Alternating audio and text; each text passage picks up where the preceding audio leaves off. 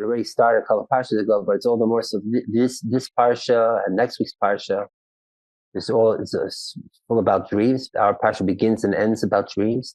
The two dreams of Yosef, ends of the dreams of the head baker and head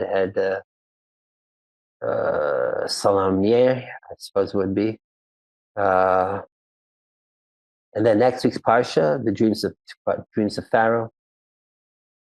And dreams is also a state of dream state. Is also, it's brought down, is it's also a state of illusion, of so-called darkness, when we're sleeping, when our conscious is not awake. And as it's explained in Kabbalah and Chassidus, dream state. Oh, yeah, it's making me a little dreamy here. Is a state of falsehood, right? We know dreams are almost predicated on not being true in certain ways. Or at best, it's a place where false and true properties are mixed together. Sometimes they explain the dream and the positive virtuous was associated with prophecy. Sometimes it's even brought down. Prophecies are channeled through dream. In fact, if you read, remember there was a point with, I think was Yaakov's dream. Okay, think of that. Channeling with God, the angels. Think of, I think it's Lavan had a dream a couple parshas ago also with godly stuff in it. Yaakov too again. So the communication with God in a dream. So there is holy ways of dream, which leads us to Yosef's dreams, which the dreams. The first dream has to do with the sheaths of wheat, right? Barley.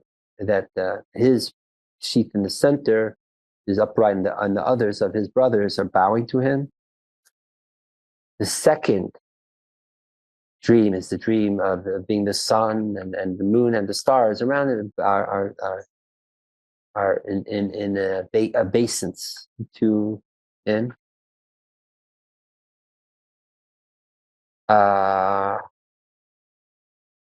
So here too, we see that there's two elements going on. That again, even though the dream is not reality in the most literal sense, but it's in a way, dreams could communicate a truth deeper than our plain reality. And in this sense, it's not just Yosef's hubristic unconscious coming out, the id, so to speak, coming out, but or superego, whichever one it would be, in Freudian terms, and as related also to Freud's take on dreams, interpretation of dreams, which was the first book of Freudian psychoanalysis. But there's something deeper also on lesson. Two things, that sheath is binding together, taking disparate stalks, making it one. That there's a certain virtue of having it all together, collected, out of the many, making one, in this down here in this world. But there's also a way to excel, to go reach the heaven areas, and in that plane, to have a sense that there's individualistic entities too, and the virtue of that, of the sun separate, moon separate, stars separate, and to excel, to go to higher parts, and that we need both when we're in this world, to rise to heaven state, but also to be grounded in the world, to know our specialness, uniqueness, to stand out like the sun, but also to know when just to bundle together with others. And so that, in a way, is the message coming through the dream, the deeper message. Hopefully next week we will contrast it with Pharaoh's dreams, okay? let's leave it for this. And this isn't just a dream, as we said, it's a lesson, even a prophecy, which, by the way, explains another thing, that why was Yosef even telling his dreams to Yaakov?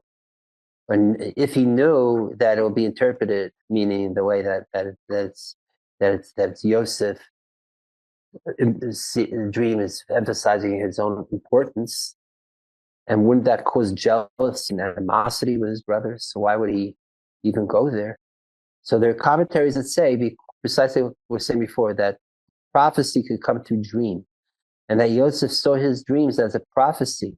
And there's a law that a prophet is not allowed to withhold his prophecy, and with severe punishment. You have to share your prophecy, whether you like to or not.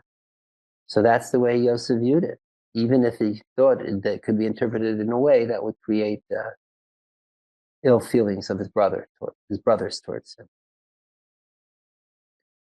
And as it goes with many of the things we learn throughout Torah and in all areas and through all the generations, things that seem like flaws, we learn into it in ways that show it's not such a flaw, or it could even be a virtue, and so on. And so there's a whole long sugya section of the Talmud, which is going through all different holy special people who did certain sins, David and others, and saying why that was not a sin, or you don't say that it's a sin.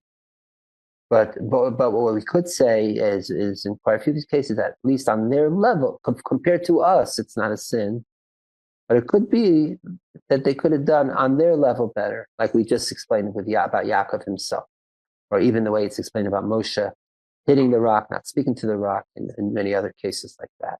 Okay.